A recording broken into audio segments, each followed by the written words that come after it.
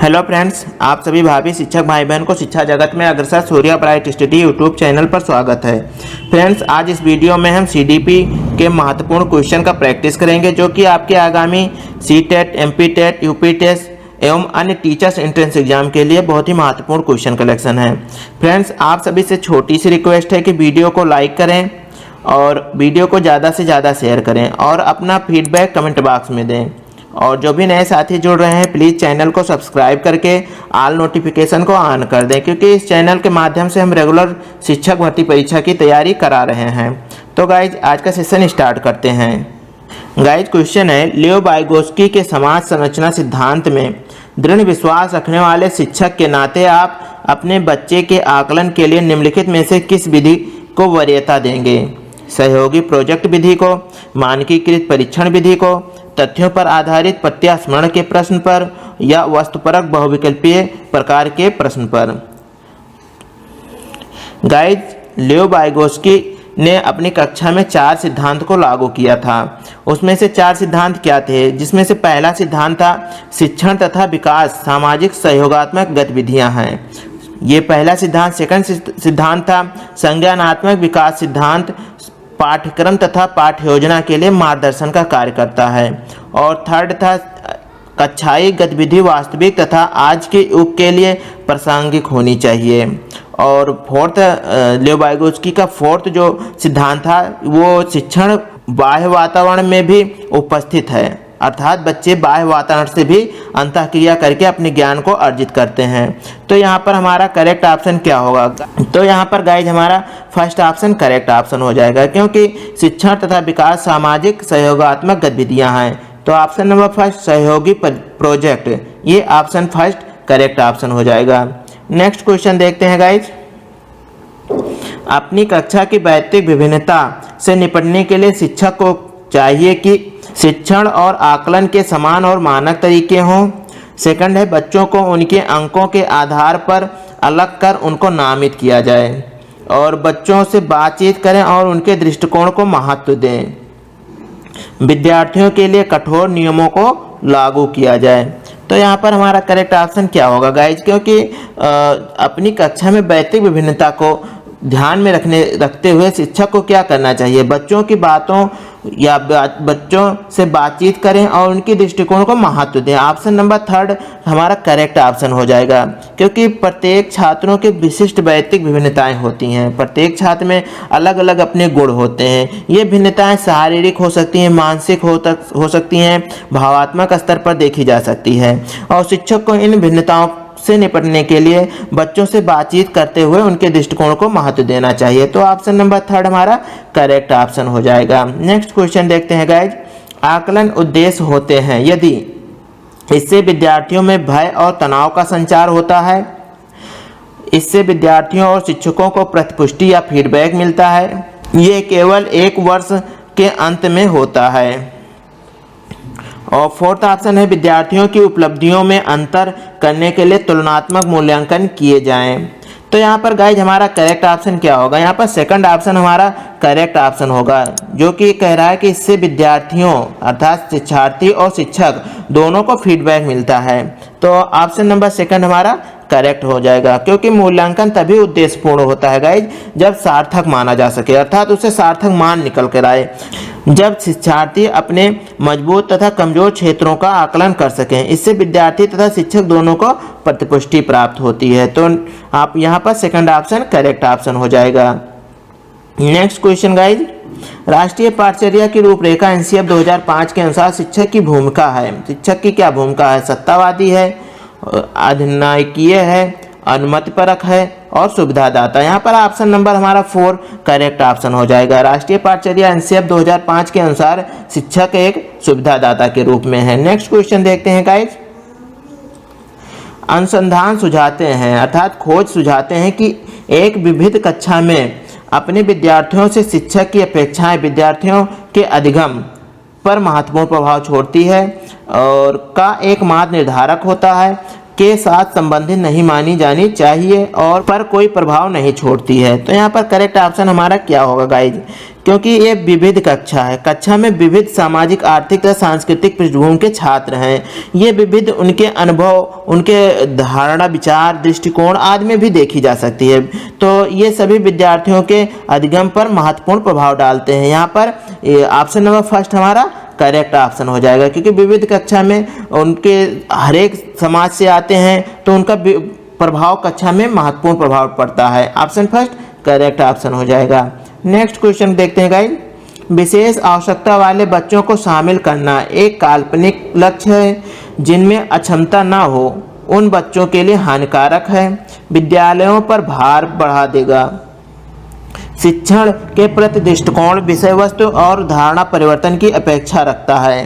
तो यहाँ पर करेक्ट ऑप्शन हमारा क्या होगा, क्योंकि विशेष आवश्यकता वाले बच्चों को शामिल करना जिससे कि शिक्षण के प्रति दृष्टिकोण और विषय वस्तु और धारणा परिवर्तन की अपेक्षा रखता है। तो ऑप्शन नंबर यहाँ पर हमारा करेक्ट फोर्थ ऑप्शन हो जाएगा, क्योंकि शिक्षा का समावेशीकरण ये दर्शाता है कि विशेष तथा सामान्य आवश्यकता वाले बच्चों को शिक्षा में समान अवसर मिलना चाहिए। अर्थात जैसे कोई विशेष बच्चा है और कोई सामान्य बच्चा है तो दोनों को समानता होना चाहिए। अतः विशेष आवश्यकता वाले बच्चों को शामिल करना शिक्षण के प्रति दृष्टिकोण, विषय वस्तु और धारणा परिवर्तन की अपेक्षा रखता है। ऑप्शन नंबर 4 यहाँ पर करेक्ट ऑप्शन हो जाएगा। ओके गाइज, नेक्स्ट क्वेश्चन है विविध प्रकार के सामाजिक, आर्थिक और सांस्कृतिक पृष्ठभूमि के बच्चों से युक्त कक्षा सभी विद्यार्थियों के अधिगम अनुभवों को बढ़ाती है। ये कथन है गलत है, क्योंकि यह बच्चों के लिए दुविधा उत्पन्न कर सकता है और वे स्वयं को अलग अलग महसूस कर सकते हैं। सेकंड सही है, क्योंकि बच्चे अपने साथियों से अनेक कौशल सीखते हैं। सही है, क्योंकि इससे कक्षा अधिक श्रेणीबद्ध दिखाई देती है। और ऑप्शन 4 है गलत है, क्योंकि यह अनावश्यक स्पर्धा की ओर ले जाता है। तो यहाँ पर हमारा करेक्ट ऑप्शन सेकंड होगा गाइस, क्योंकि एक कक्षा में विविध सामाजिक, आर्थिक और सांस्कृतिक पृष्ठभूमि के छात्र होते हैं और ये विविधता छात्रों के उनके सहपाठियों से नए नए कौशल सीखने को प्रेरित करती है। इससे छात्र अनेक प्रकार के ज्ञान को अर्जित करते हैं, तो अनेक प्रकार के कौशल को ग्रहण करते हैं। तो ऑप्शन नंबर सेकंड हमारा करेक्ट ऑप्शन हो जाएगा। Okay guys, next question. सुनने में असमर्थ बच्चा श्रवण असमर्थता वाले बच्चों के विद्यालय में ही भेजा जाना चाहिए, नियमित विद्यालय में नहीं। केवल अकादमिक शिक्षा से लाभ नहीं उठा पाएगा, उसे उसके स्थान पर व्यावसायिक शिक्षा दी जानी चाहिए। नियमित विद्यालय में बहुत अच्छा कर सकता है यदि उसे उपयुक्त सुविधा और साधन उपलब्ध हो। यहाँ पर करेक्ट ऑप्शन हमारा गाइज थर्ड ऑप्शन ही होगा, क्योंकि नियमित विद्यालय में बच्चा अच्छा कर सकता है यदि उसे उपयुक्त सुविधा मिले और साधन मिले तो वो अच्छा कर सकता है। फोर्थ ऑप्शन क्या कह रहा है, नियमित विद्यालय में अपने सहपाठियों के समान कभी प्रदर्शन नहीं कर सकता, तो ये भी गलत ऑप्शन। यहाँ पर हमारा थर्ड ऑप्शन करेक्ट ऑप्शन हो जाएगा। Okay guys, third option correct option. Next question देखते हैं गाइज। निम्नलिखित में से कौन सी विशेषता शिक्षार्थी की है? शिक्षार्थी की कौन सी विशेषता है? ये आक्रामक और कुंठित हो जाता है। सेकंड है, ये यदि कक्षा की गतिविधियां अधिक चुनौतीपूर्ण नहीं होती है तो वो कम प्रेरित अनुभव करता है और ऊब जाता है। बिल्कुल ये पॉइंट हो सकता है। वो बहुत ही तुनक मिजाजी होता है और वो ऐसे व्यवहार करता है जैसे थपथपाना, डोलना आदि। तो यहाँ पर करेक्ट ऑप्शन गाइस हमारा सेकंड ऑप्शन होगा, जो कि एक शिक्षार्थी के विशेषता को दर्शाता है। यदि कक्षा में गतिविधियां अधिक चुनौतीपूर्ण नहीं होगी तो वो कम प्रेरित अनुभव करेगा और ऊब जाएगा, क्योंकि गाइस ऐसी गतिविधियां जो अधिक चुनौतीपूर्ण न हो वे प्रतिभाशाली बच्चों के लिए ऊबक बन जाती हैं। ऐसी गतिविधियां उन्हें सीखने के प्रति अप्रेरित नहीं करती हैं। शिक्षक द्वारा उन्हें पाठ्यक्रम से अतिरिक्त अन्य गतिविधियों में भाग लेने के लिए प्रोत्साहित करना चाहिए। तो ऑप्शन नंबर हमारा सेकंड करेक्ट ऑप्शन है। Next question.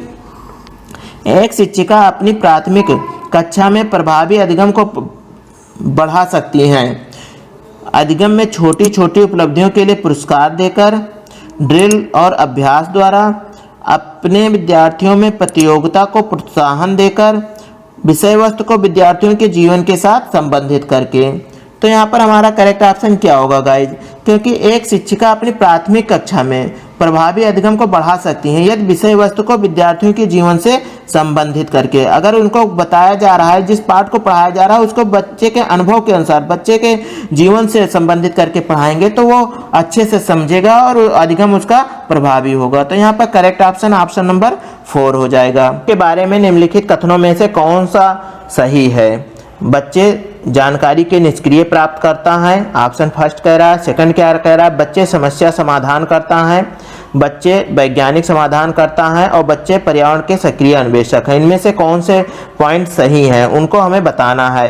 तो बच्चे जानकारी के निष्क्रिय प्राप्त करता है, ऑप्शन पॉइंट ये गलत होगा, क्योंकि बच्चे जानकारी के सक्रिय प्राप्त करता है, निष्क्रिय प्राप्त करता नहीं, नकारात्मक नहीं हो सकता है। तो यहाँ पर ए कैंसिल हो जाएगा। उसके बाद में बी क्या कह रहा है? बच्चे समस्या समाधान करता है, बिल्कुल बच्चे समस्या समाधान करता है, बच्चे नन्हा वैज्ञानिक हैं, तो ऑप्शन सी भी सही है। बच्चे पर्यावरण के सक्रिय अन्वेषक हैं, अर्थात सी भी सही है। तो यहाँ पर हमारा ऑप्शन बी, सी और डी, जिस ऑप्शन में बी, सी और डी ऑप्शन नंबर सेकंड में दे रखे हैं, ऑप्शन नंबर सेकंड यहाँ पर करेक्ट ऑप्शन हो जाएगा। ओके गाइज, नेक्स्ट क्वेश्चन देखते हैं गाइज। क्वेश्चन है, विद्यार्थियों में संप्रत्यात्मक विकास को प्रोत्साहन देने के लिए निम्नलिखित में से कौन सी विधि सबसे प्रभावी है? फर्स्ट ऑप्शन है, पुराने प्रत्ययों से किसी संदर्भ के बिना नए प्रत्ययों को अपने आप समझा जाना चाहिए। सेकंड ऑप्शन है, याद करने के लिए कहकर विद्यार्थियों के गलत विचारों को सही विचारों में बदलना चाहिए। याद करने के लिए गाइज हम नहीं कह सकते हैं, और रटने एनसीएफ कभी भी रटने को बल नहीं दे रहा है। थर्ड ऑप्शन, विद्यार्थियों को बहुत से उदाहरण देना और उन्हें तर्क शक्ति उपयोग करने के लिए प्रोत्साहन देना, ये ऑप्शन हो सकता है गाइज थर्ड। फोर्थ ऑप्शन क्या कह रहा है? जब तक विद्यार्थियों में वांछित संप्रत्यात्मक परिवर्तन ना हो जाए तब तक उन्हें दंड का उपयोग करना चाहिए, ये भी एनसीएफ नहीं कहता। तो ये दो ऑप्शन तो हमारे पहले ही कट गए। ऑप्शन नंबर फर्स्ट क्या? पुराने प्रत्ययों से किसी संदर्भ के बिना नए प्रत्ययों को अपने आप समझा जाना चाहिए। और थर्ड क्या करें? विद्यार्थियों को बहुत से उदाहरण देना चाहिए, बिल्कुल बहुत से उदाहरण देंगे और उनको संप्रत्यय अच्छे से समझ में आएगा, उन्हें उनके तर्क शक्ति का उपयोग करने के लिए प्रोत्साहन देना। हमारा यहाँ पर सबसे अच्छा सटीक आंसर जो लग रहा है वो ऑप्शन नंबर थर्ड होगा, ऑप्शन थर्ड यहाँ पर करेक्ट ऑप्शन हो जाएगा। ओके गाइज, नेक्स्ट क्वेश्चन देखते हैं गाइज। प्राथमिक विद्यालय के बच्चे उस वातावरण में सबसे प्रभावी ढंग से सीखते हैं जहां, उस वातावरण कैसा वातावरण होना चाहिए? फर्स्ट ऑप्शन, जहां उनकी संवेगात्मक आवश्यकताओं की पूर्ति होती है और वे अनुभव करते हैं कि वे महत्वपूर्ण हैं, ऑप्शन सही लग रहा है गाइस। सेकंड ऑप्शन, जहां शिक्षक एकाधिकारवादी है और स्पष्ट आदेश देता है कि क्या किया जाना चाहिए। एकाधिकारवादी नहीं होना चाहिए गाइस, ये केवल शिक्षक का नहीं चलेगा, यहाँ पर हमें स्टूडेंट के हिसाब से एजुकेशन देना है, ना कि शिक्षक के हिसाब से देना है। तो सेकंड ऑप्शन तो कैंसिल हो जाएगा। जहां मूल रूप से पढ़ने लिखने और गणित की संज्ञानात्मक कुशलताओं पर ही ध्यान का केंद्र होता है और बल दिया जाता है। फोर्थ ऑप्शन, जहां शिक्षक सारे अधिगमों में आगे होता है और विद्यार्थियों को निष्क्रिय की रहने की अपेक्षा करता है। तो ऑप्शन 4 भी गलत ऑप्शन है। तो जहां ऑप्शन थर्ड क्या कह रहा है? जहां मूल रूप से पढ़ने लिखने और गणितीय संज्ञान, केवल गाइज हमें पढ़ने लिखने और गणितीय संज्ञानात्मक कुशलता से ही नहीं मतलब, हमें अपने वातावरण समाज सबको देखना है। तो हमारा यहाँ पर करेक्ट ऑप्शन क्या होगा? ऑप्शन नंबर हमारा फर्स्ट ऑप्शन यहाँ पर करेक्ट ऑप्शन हो जाएगा, क्योंकि जहां उनकी संवेगात्मक आवश्यकताओं की पूर्ति होती है और वे अनुभव करते हैं कि वे महत्वपूर्ण हैं। ऑप्शन नंबर फर्स्ट यहाँ पर सबसे अच्छा ऑप्शन लग रहा है और ऑप्शन फर्स्ट करेक्ट ऑप्शन होगा, ना कि थर्ड ऑप्शन होगा। ओके गाइज, नेक्स्ट क्वेश्चन है। एक बच्चा खिड़की के सामने से एक कौवे को उड़ता हुआ देखता है और कहता है एक पक्षी। इससे बच्चे के विचार के बारे में क्या पता चलता है? यहाँ पर कुछ पॉइंट हैं और उन पॉइंट को देखना है कि इसमें से कौन सा सही है। तो बच्चे की स्मृति पहले से भंडारित होती है। बी क्या कह रहा है? बच्चे में पक्षी का प्रत्यय विकसित हो चुका है। और सी है, बच्चे ने अपने अनुभव बताने के लिए भाषा के कुछ उपकरणों का विकास कर लिया है। तो गाइस यहाँ पर हमारा करेक्ट ऑप्शन क्या होगा? क्योंकि बच्चे की स्मृति पहले से भंडारित होती है, भंडारित पहले से होती नहीं है, भंडारित किया जाता है। तो ये पॉइंट तो ये कैंसिल हो जाएगा। बी क्या कह रहा है? बच्चे में पक्षी प्रत्यय विकसित, बिल्कुल बच्चे के अंदर पक्षी प्रत्यय विकसित हो चुका है, तभी वो एक कहता है कि एक पक्षी। अर्थात उसे पक्षी, जानवर और चिड़िया दोनों में अंतर पता हो चुका है। तो बी तो सही है। और सी क्या कह रहा है, बच्चे अपने अनुभव बताने के लिए भाषा, हाँ बिल्कुल भाषा का भी प्रयोग करना उसे आ गया है, आने लगा है। तो यहाँ पर हमारा करेक्ट ऑप्शन क्या होगा, ऑप्शन नंबर सेकंड यहाँ पर करेक्ट ऑप्शन हो जाएगा, बी और सी। ओके गाइज, नेक्स्ट क्वेश्चन देखते हैं गाइज। कोई शिक्षिका अपने विद्यार्थियों को उन्हें भीतरी प्रेरणा के साथ कार्य करके प्रोत्साहित कर सके, इसके लिए इनमें से कौन सा उपयुक्त है। चलो इसे उसके करने से पहले समाप्त कर दो। अर्थात यहाँ पर हमें दिखाना है कि बच्चे को भीतरी आंतरिक रूप से प्रेरणा प्रदान हो, उन्हें आंतरिक रूप से प्रेरणा प्रदान हो और वो प्रोत्साहित हो। तो यहाँ फर्स्ट ऑप्शन तो नहीं होगा। तुम उसके जैसे क्यों नहीं हो सकते, देखो उसने इसे एकदम ठीक कर दिया।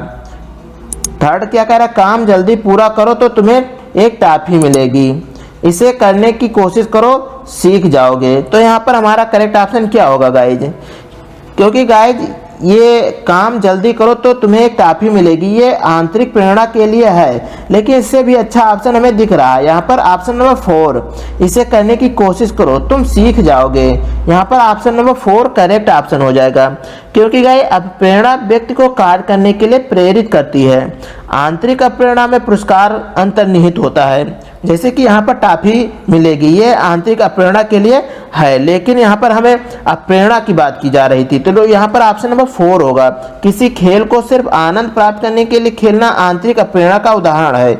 और यदि शिक्षक छात्रों से यह कहे कि इसे करने की कोशिश करो तुम सीख जाओगे, तो निसंदेह छात्र कार्य करने के लिए आंतरिक रूप से अभिप्रेरित होगा। तो ऑप्शन 4 यहाँ पर करेक्ट ऑप्शन हो जाएगा। नेक्स्ट क्वेश्चन देखते हैं guys.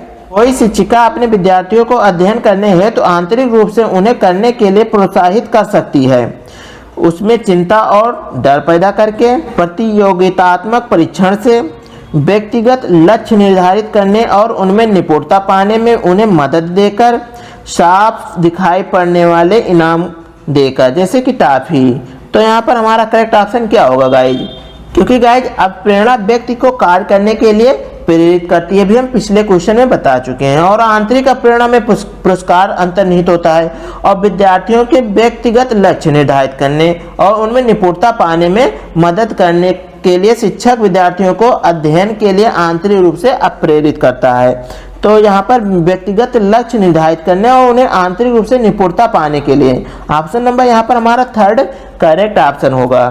Okay guys, next question है, किसी प्रारंभिक कक्षा में प्रभावशाली शिक्षक का उद्देश्य विद्यार्थियों को उत्प्रेरित करना होगा सीखने के लिए, जिससे वे जिज्ञासु बने और सीखने के लिए ही सीखना पसंद करें, रटकर याद करने के लिए जिससे वे प्रत्यास्मरण करने में अच्छे बने, रटन विद्या नहीं चलेगा यहाँ पर, दंडात्मक उपायों का प्रयोग करके जिससे वो शिक्षक का सम्मान करें, इस ऐसे काम करने के लिए जिससे परीक्षा के अंत में वे अच्छे अंक पाएं।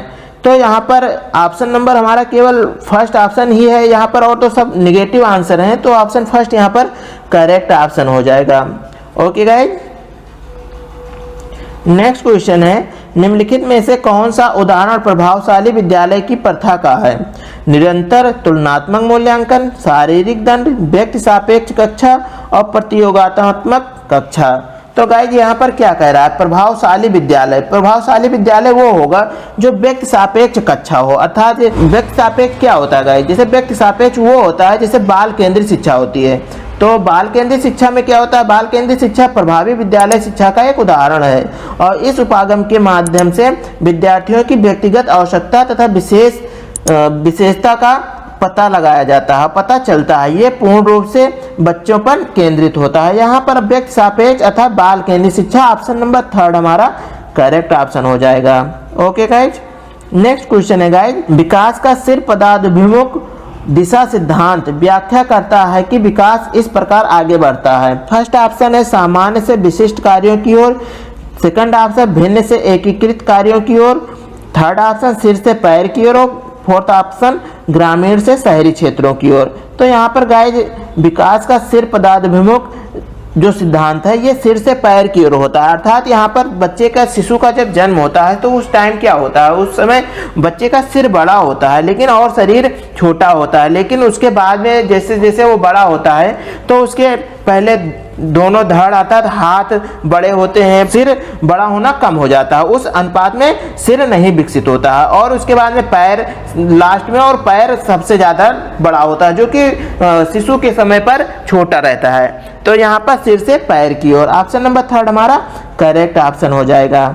ओके गाइज, क्वेश्चन है भाषा विकास के लिए सबसे संवेदनशील समय निम्नलिखित में से कौन सा है? जन्म पूर्व का समय, मध्य बचपन का समय, वयस्कावस्था का समय और प्रारंभिक बचपन का समय। तो जन्म पूर्व का समय तो बिल्कुल नहीं होगा गाइज, उसमें भाषा विकास कहाँ से हो जाएगा। और मध्य बचपन का समय, बचपन का समय अगर चला गया तो फिर मध्य बचपन में क्या करेंगे, कैसे भाषा विकास होगा? हमें यहाँ पर करेक्ट ऑप्शन हो जाएगा प्रारंभिक बचपन, क्योंकि शुरुआत में अगर बच्चा सही सीख लेगा तो फिर उसे मध्य बचपन में उसको भाषा विकास की आवश्यकता नहीं होगा, उससे पहले वो भाषा उसका विकसित हो जाएगा। तो यहाँ पर ऑप्शन नंबर हमारा 4 करेक्ट ऑप्शन हो जाएगा, क्योंकि भाषा विकास के लिए सबसे संवेदनशील समय क्या होता है? प्रारंभिक बचपन का समय होता है। इसी अवस्था में बच्चे शब्दों के उच्चारण तथा शब्दकोश को अर्जित करते हैं। तो यहाँ पर हमारा करेक्ट ऑप्शन नंबर 4 हो जाएगा। एक 6 वर्ष की लड़की खेल कूद में असाधारण योग्यता का प्रदर्शन करती है। उसके माता पिता दोनों ही खिलाड़ी हैं और सप्ताहांत में उसे प्रशिक्षण देते हैं, अर्थात सप्ताह के अंत में प्रशिक्षण देते हैं। बहुत संभव है कि उसकी क्षमताएं निम्नलिखित दोनों के बीच परस्पर प्रक्रिया का परिणाम होंगी, उनकी प्रक्रिया का परिणाम होगी। तो यहाँ पर फर्स्ट ऑप्शन है आनुवंशिकता और पर्यावरण, सेकंड ऑप्शन है वृद्धि और विकास, थर्ड ऑप्शन स्वास्थ्य और प्रशिक्षण, और फोर्थ ऑप्शन क्या है? अनुशासन और पौष्टिकता। गाइज यहाँ पर हमारा ऑप्शन कौन सा करेक्ट होगा? क्योंकि बच्चे का जो माता पिता हैं वो एक खिलाड़ी हैं और वो सप्ताहांत बच्चे को खेल कराते हैं, प्रशिक्षण देते हैं खेल का। तो यहाँ पर गाइज आनुवंशिकता और पर्यावरण, क्योंकि ये आनुवंशिक गुण है, माता पिता खिलाड़ी हैं और क्योंकि उनको रोज प्रैक्टिस भी सप्ताहांत हो रहा है तो ये एक पर्यावरण भी मिल रहा है उसे खेल का। तो यहाँ पर ऑप्शन नंबर 1 यहाँ पर करेक्ट होगा कि उन दोनों के बीच प्रतिक्रिया जो परिणाम होगा वो आनुवंशिक और पर्यावरण का प्रतिफल होगा, क्योंकि आनुवंशिकता तथा पर्यावरण बच्चों के विकास में महत्वपूर्ण कारक है। बच्चों को अपने माता पिता या पूर्वजों से प्राप्त होने वाले जो विशेष गुण होते हैं उन्हें आनुवंशिकता कहते हैं, और इसके अतिरिक्त बच्चे जिस समाज में रहते हैं उन पर उसका प्रभाव पड़ता है वो पर्यावरण होता है। तो यहाँ पर हमारा करेक्ट ऑप्शन 1 हो जाएगा, उसका प्रभाव आनुवंशिकता और पर्यावरण पर पड़ेगा। नेक्स्ट क्वेश्चन गाइज, निम्नलिखित में से कौन सी समाजीकरण के गौरवाहक हो सकते हैं? हमें समाजीकरण के गौरवाहक बताना है गाइज। परिवार और पास पड़ोस, विद्यालय और पास पड़ोस, विद्यालय और निकटतम परिवार के सदस्य, परिवार और रिश्तेदार। गाइज हम सबसे पहले समझते हैं कि ये गौरवाहक किसे कहते हैं। तो गौरवाहक जैसे कि जो विद्यालय और पास पड़ोस के विद्यार्थी के विद्यालय का वातावरण, विद्यार्थी के आसपास के वातावरण, ये क्या होते हैं? ये गौरवाहक होते हैं। जबकि परिवार एवं रिश्तेदार जो होते हैं ये सामाजिकरण प्रक्रिया के प्राथमिक वाहक होते हैं। तो आरंभ में बालक अपने परिवार से ही भाषा तथा अन्य क्रियाएं सीखता है। और यहाँ पर गौरवाहक पूछा गया है तो गौरवाहक कौन होते हैं? तो विद्यालय और पास पड़ोस। ऑप्शन नंबर 2 यहाँ पर करेक्ट ऑप्शन होगा। नेक्स्ट क्वेश्चन देखते हैं गाइज। लियो वाइगोत्स्की के अनुसार संज्ञानात्मक विकास का मूल कारण है संतुलन, सामाजिक अन्योन्य क्रिया, मानसिक प्रारूप जिसे हम स्कीमा कहते हैं का समायोजन और उद्दीपक अनुक्रिया युग्मन। तो यहाँ पर क्योंकि गाइज लियो वाइगोत्स्की का नाम आते ही हम क्या देखेंगे कि सामाजिक अन्योन्य क्रिया। लियो वाइगोत्स्की जो एक मनोवैज्ञानिक थे, उन्होंने बच्चों को संज्ञानात्मक विकास में समाज के द्वारा, उन्होंने क्या कहा, बताया कि बच्चे समाज के द्वारा सीखते हैं, समाज तथा संस्कृति को महत्वपूर्ण माना है। उनके अनुसार बच्चों का चिंतन सामाजिक अन्योन्य क्रिया से आधारित होती है। तो यहाँ पर हमारा करेक्ट ऑप्शन नंबर 2 हो जाएगा। नेक्स्ट क्वेश्चन गाइज, किसी बच्चे का दिया गया विशिष्ट उत्तर कोहल वर्ग के नैतिक तर्क के सोपानों की विषय वस्तु के कितने सोपान के अंतर्गत आएंगे? ये कितने सोपान के सोपान में आएगा, हमें ये बताना है। यदि आप ईमानदार हैं तो आपके माता पिता आप पर गर्व करेंगे, इसलिए आपको ईमानदार रहना चाहिए। तो कोहल वर्ग के नैतिक दुविधा जो कि 3 सोपान थे गाइज, उनमें से कौन से किस सोपान में ये बातें आ रही हैं? यदि आप ईमानदार हैं तो आपके माता पिता आप पर गर्व करेंगे। फर्स्ट ऑप्शन है दंड आज्ञाकारिता अनुकूलन, सेकंड ऑप्शन है सामाजिक संकुचन अनुकूलन, थर्ड ऑप्शन है अच्छी लड़की अच्छा लड़का अनुकूलन, और फोर्थ ऑप्शन है कानून और व्यवस्था अनुकूलन। तो गाइज यहाँ पर क्योंकि व्यवहार पर आधारित सिद्धांत जो कि कोहलबर्ग की नैतिक विकास का सिद्धांत का तीसरी अवस्था है, इसके अंतर्गत बच्चे उन व्यवहार या आदतों को अपनाते हैं जो उनके माता पिता की नज़रों में अच्छा हो। उसे अच्छी लड़का अच्छा लड़का, यहाँ पर अच्छी लड़का अच्छा लड़का के रूप में परिभाषित किया जा सकता है। तो यहाँ पर ईमानदार बनो तो आपके माता पिता आप पर गर्व करेंगे। तो यहाँ पर क्या अच्छी लड़का अच्छा लड़का, ऑप्शन नंबर थर्ड हमारा करेक्ट ऑप्शन होगा। नेक्स्ट क्वेश्चन है गाइज, जीन पियाजे के अनुसार अधिगम के लिए निम्नलिखित में से क्या आवश्यक है? शिक्षार्थी द्वारा पर्यावरण की सक्रिय खोजबीन, वयस्कों के व्यवहार का अवलोकन, ईश्वरीय न्याय पर विश्वास, शिक्षकों और माता पिता द्वारा पुनर्बलन।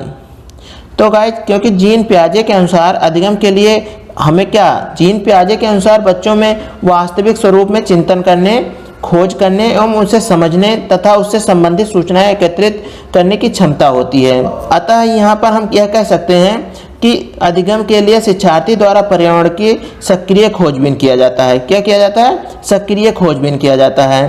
तो यहाँ पर क्या होगा? ऑप्शन हमारा करेक्ट 1 हो जाएगा, क्योंकि जीन पियाजे के अनुसार अधिगम के लिए सबसे आवश्यक है तो वह शिक्षार्थी द्वारा पर्यावरण की सक्रिय खोजबीन।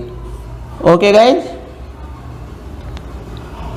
जीन पियाजे के अनुसार प्रारूप स्कीमा निर्माण वर्तमान योजनाओं के अनुरूप बनाने हेतु नवीन जानकारी के आधार पर पुरानी योजनाओं में संशोधन के परिणाम के रूप में घटित होता है। इन दो प्रक्रियाओं को जाना जाता है समायोजन और अनुकूलन के रूप में, समावेशी और अनुकूलन के रूप में, सामीकरण और संशोधन के रूप में, समावेशन और समायोजन के रूप में। तो यहाँ पर गाइज क्योंकि जीन पियाजे के अनुसार प्रारूप जो स्कीमा निर्माण होता है, स्कीमा निर्माण को वर्तमान योजनाओं के अनुरूप बनाने के लिए नवीन जानकारी में संशोधन तथा नवीन जानकारी के आधार पर पुरानी योजनाओं में संशोधन किया जाता है, जो कि इसमें इस प्रकार की प्रक्रिया को समावेश किया गया है स्कीमा में, और यह संयोजन के रूप में जाना जाता है, और ये पियाजे के संज्ञानात्मक विकास संकल्पना से संबंधित है। तो ये समावेशन के समायोजन से जाना जाता है। ऑप्शन नंबर 4 हमारा करेक्ट ऑप्शन होगा। किसी प्रगतिशील कक्षा की व्यवस्था में शिक्षक एक ऐसे वातावरण को उपलब्ध कराकर अधिगम को सुगम बनाता है जो खोज को प्रोत्साहन देते हैं, नियामक हैं, समावेशी को हतोत्साहित करता है, आवृत्ति को बढ़ावा देता है। तो यहाँ पर हमारा करेक्ट ऑप्शन नंबर फर्स्ट हो जाएगा गाइज, खोज को प्रोत्साहन देता है। तो यहाँ पर जो किसी भी प्रगतिशील शिक्षा या प्रगतिशील कक्षा का मेन उद्देश्य क्या है? खोज को प्रोत्साहन, मतलब बच्चे अन्वेषण हो, खोज करें तो वो आगे बढ़ेंगे, वो अधिगम को सुगम बनाते हैं, और यह समावेशी को हतोत्साहित नहीं करते हैं। और आवृत्ति को बढ़ावा, यहाँ पर हमें तेज बोलना या आवृत्ति को बढ़ावा नहीं दिया जाता है, और ये कोई नियामक नहीं है। तो यहाँ पर हमारा करेक्ट ऑप्शन नंबर फर्स्ट हो जाएगा। नेक्स्ट क्वेश्चन है, हार्वर्ड गार्डनर का बहुबुद्धि सिद्धांत सुझाता है कि हर बच्चे को प्रत्येक विषय 8 भिन्न तरीकों से पढ़ाया जाना चाहिए ताकि सभी बुद्धियां विकसित हो। बुद्धि को केवल बुद्धि लब्धि IQ परीक्षा से ही निर्धारित किया जा सकता है। शिक्षक को चाहिए कि विषय वस्तु को वैकल्पिक विधियों से पढ़ने के लिए बहुबुद्धि को एक रूपरेखा की तरह ग्रहण करें। क्षमता भाग्य है और एक अवधि के भीतर नहीं बदलती है। तो यहाँ पर करेक्ट ऑप्शन क्या होगा? क्योंकि हार्वर्ड गार्डनर जो कि बहुबुद्धि सिद्धांत को प्रतिपादित किया था, और बहुबुद्धि सिद्धांत में क्या होता है, शिक्षक को विषय वस्तु को वैकल्पिक विधियों से पढ़ाना चाहिए। क्या पढ़ाते हैं? विषय वस्तु को वैकल्पिक विधियों से पढ़ाने के लिए बहुबुद्धि को एक रूपरेखा प्रदान करना चाहिए, एक रूपरेखा तैयार किया जाता है। तो ये यहाँ पर हमारा करेक्ट ऑप्शन नंबर 3 हो जाएगा। ओके गाइज, नेक्स्ट क्वेश्चन देखते हैं गाइज। कोई 5 साल की लड़की एक टी शर्ट को तह करते हुए अपने आप से बात करती है। लड़की द्वारा प्रदर्शित व्यवहार के संदर्भ में निम्नलिखित में से कौन सा कथन सही है? फर्स्ट ऑप्शन जीन पियाजे और लियो वाइगोत्स्की इसकी व्याख्या बच्चे के विचारों की अहं केंद्रित प्रकृति के रूप में करेंगे। सेकंड ऑप्शन जीन पियाजे इसे अहं केंद्रित भाषा कहेंगे और लियो वाइगोत्स्की इसकी व्याख्या बच्चे के द्वारा निजी भाषा से अपनी क्रियाओं को नियमित करने के प्रयासों के रूप में करेंगे।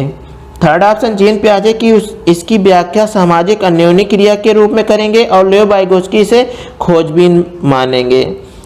फोर्थ ऑप्शन, जीन पियाजे और लेओ वाइगोत्स्की इसकी व्याख्या बच्चे के द्वारा अपनी माँ के अनुकरण के रूप में करेंगे।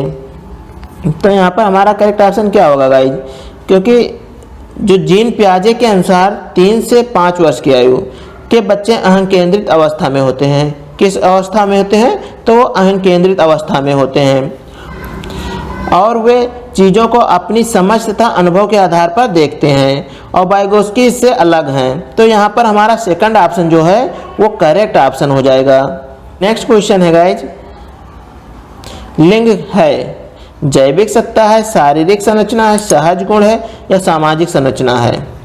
तो लिंग क्या है गाइज, लिंग सामाजिक संरचना है। ऑप्शन नंबर 4, जिससे समाज में पुरुष तथा स्त्री के अंतर को जाना जाता है। इसका विकास समाज द्वारा होता है, यही भेद इनके कार्यों में दिखाई देता है। समाज ने लिंग के अनुसार ही कार्यों का विभाजन किया है। तो फोर्थ ऑप्शन यहाँ पर हमारा करेक्ट ऑप्शन होगा। ओके गाइज, वीडियो सेशन कैसा लगा प्लीज़ फीडबैक दीजिए और वीडियो को लाइक और शेयर करें। और जो भी नए साथी जुड़े थे प्लीज़ चैनल को सब्सक्राइब करके ऑल नोटिफिकेशन को ऑन कर दें। Okay, thank you very much.